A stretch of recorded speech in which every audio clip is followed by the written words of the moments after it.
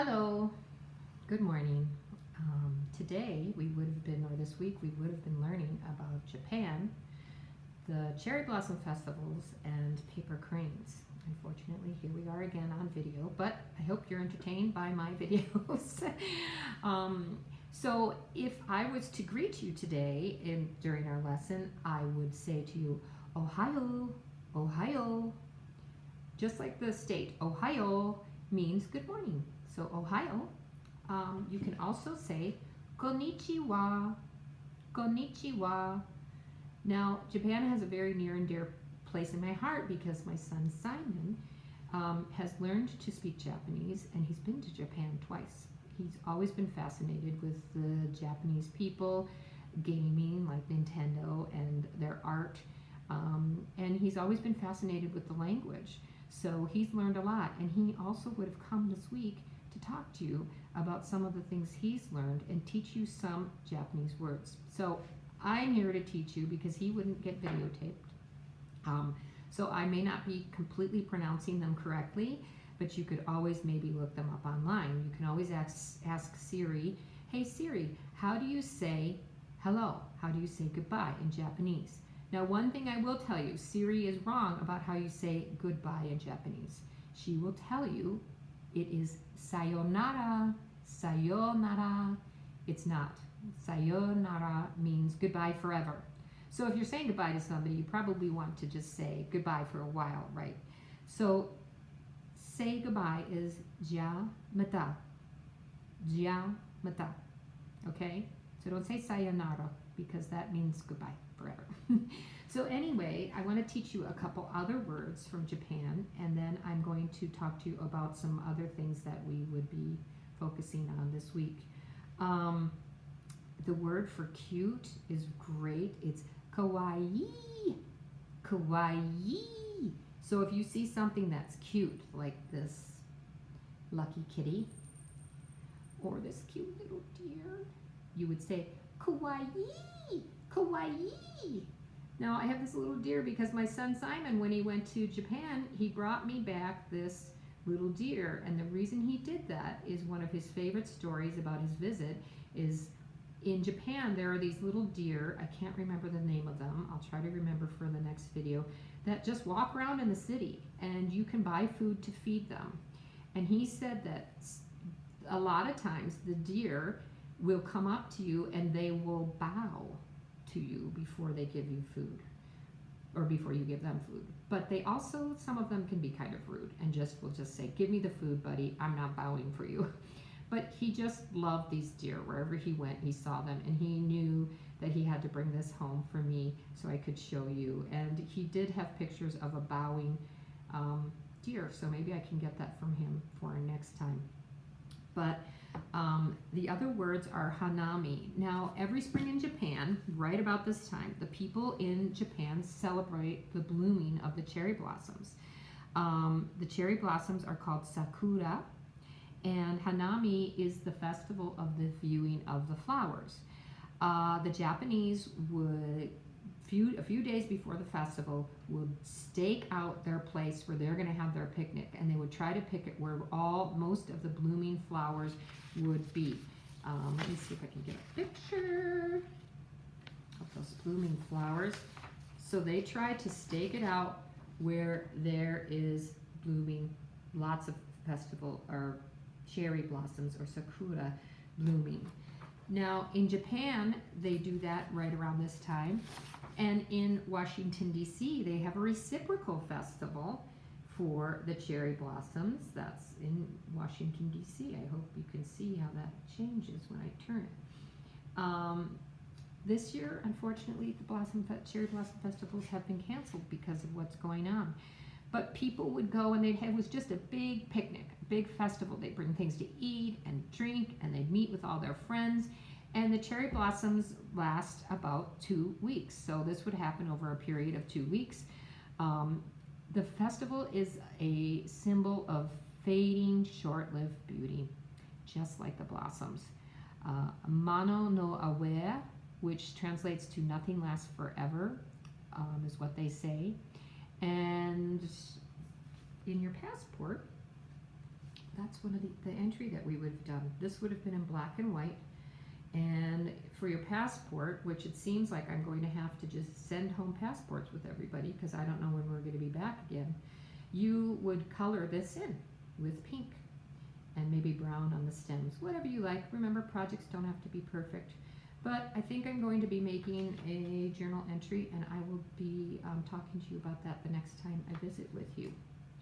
Now, the other thing we would have been talking about is origami. Origami is the art of folding paper, and we were going to be talking about the paper cranes. See this paper crane, and see the poster behind me? We would have had that up, and we would have talked about the paper cranes, and we would have talked about a little girl called Sadako Sasaki. She said that a paper crane, I will write peace on your wings and you will fly all over the world. And when Sadako was young, she got very sick. And so she decided to fold 1,000 paper cranes. It's believed that people who folded the paper cranes would be granted a wish. So she started doing this in hopes of recovering from her illness.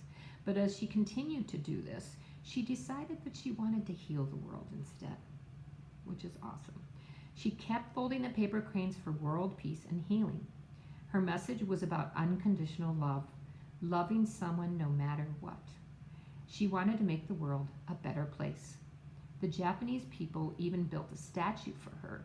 And every year around this time, you can, if you go to that statue, it is covered in paper cranes in her honor.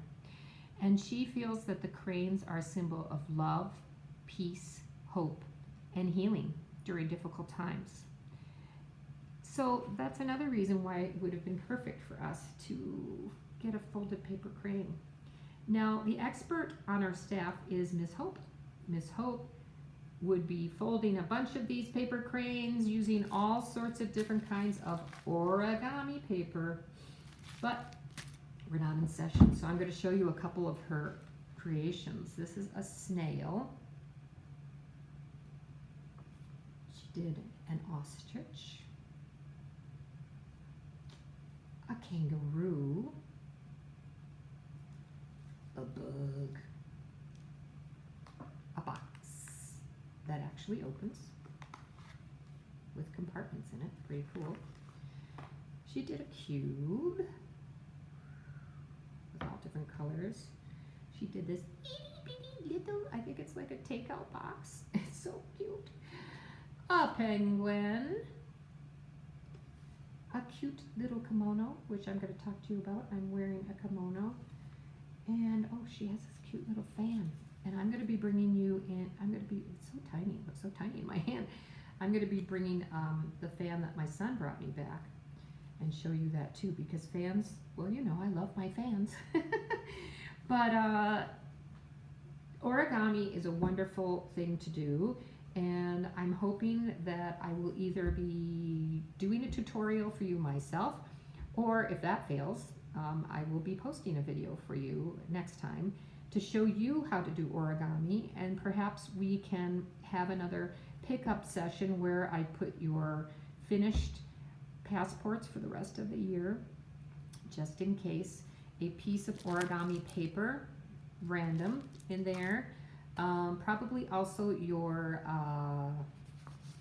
conference sheets for your mom and dad so they can know how you're doing and have a record. So maybe we can do something like that again this Friday from 12 to 3 like we did before. Here are some other examples of other origami.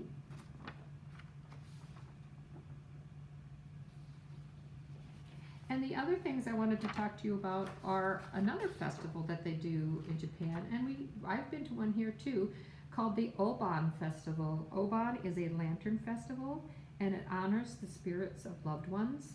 And sometimes they are things that you light and they go up into the air, but a lot of times they are just lanterns that you light and they float on the water. It's a little safer when they're floating on the water rather than getting up into the air. Oh, I wanted to show you my pop-up, the Cherry Blossom Festival. See, with the little picnic under the cherry trees by the water. I know how we love our pop-ups. Pop, pop. So I'll be putting that out in the hallway. I would have liked to have you seen it in person. The other couple of words I wanted to talk to you about are mochi, which some of you may have heard about. It's a Japanese rice cake, and it's often filled with a sorbet, which is kind of a fruit sherbet. And we would have been trying that this week. I'm pretty sure they carry it at Trader Joe's if someone's able to get out and grab some mochi. My kids love it. It's one of their favorite things to eat for a snack. And the other thing you might know about is matcha tea. Matcha tea is a very finely ground green tea. It can be used in ice cream and drinks and cupcakes and frostings and all sorts of, probably mochi. There's probably matcha mochi. There are probably lots of that out there. So the next time I talk to you, I will go over more about some of the odd things in Japan, some of the things they like and don't like. I will show you how to do the sumo wrestling stance. Sumo wrestling is a really big sport in Japan. And I will either be giving you a tutorial about how to fold the paper cranes, or I will link a video for the paper cranes that you can go to and get help there. I want you to be able to do it. It's a little difficult, and you probably will need help from a parent. So for now, I say, Giamata. Giamata. I miss you terribly. All of your teachers miss you. Oh, I wanted to show you this kimono. Sorry. Kimono. That's another word I wanted to show you. It's hard to see. This is a less formal kimono. It's got beautiful pictures on it. A more formal kimono is in my pictures. Here's the back of the more formal kimono. Oh, see, it could be very fancy in the back. And here is the front of a kimono. I'm sorry, I almost forgot about that. Very traditional garment worn in Japan, mostly for important events and important like weddings and things like that, or parties. So I think that I've got everything covered. I'll talk about some other food and some other things about Japan that are curious and fun. And until then, be well. Be kind to your brothers and sisters and mom and dad and whoever else you come in contact with. We're all in this together, so just try to be patient. Be patient, please. And I do hope I get to see you again. We'll see. I love you. I'll learn how to say I love you in Japanese next time. Giamata.